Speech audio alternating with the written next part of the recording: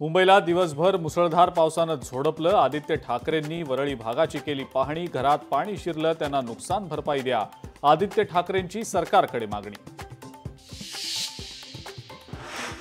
मुसळधार पावसाचा गोरेगावकरांना फटका। तीन डोंगरी आणि आदर्शनगरमधलं जनजीवन विस्कळीत। वंचित बहुजन आघाडीच्या कार्यकर्त्यांकडनं परिस्थितीची पाहणी। मुंबईमध्ये मुसळधार पावसामुळे रस्त्यांना नदीचं स्वरूप। दुकानांमध्ये पाणी शिरल्यानं मोठं नुकसान। जितेंद्र आव्हाड यांनी पूरस्थितीची केली पाहणी। अंबरनाथच्या शिवमंदिराला पावसाचा मोठा फटका। मंदिराच्या गाभाऱ्यामध्ये मोठ्या प्रमाणात भरलं पाणी। वालधुनी नदी भरल्यानं मंदिरात शिरलं पाणी। भाविकांना गाभाऱ्यात जाण्यापासून बंदी।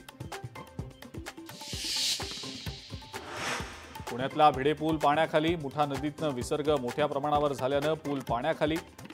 वाहतुकीसाठी पूल पूर्णपणे बंद। अमरावतीच्या कसबा परिसरामध्ये पाऊस। मेघा नदीला पूर। अनेक गावांमध्ये शिरलं पाणी।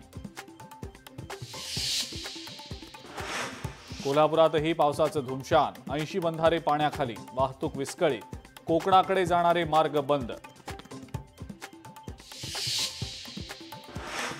बदलापूरमध्ये पावसाचा कहर। संरक्षक भिंत टाकून अरुंद केलेला ब्रिज गेला वाहून।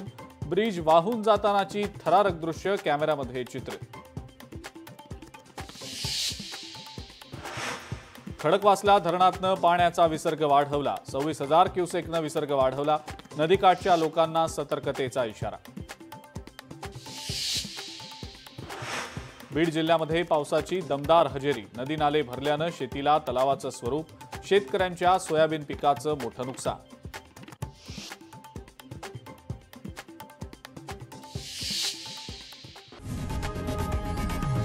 लोकशाही मराठी ऐका, पहा, जागरूक रहा।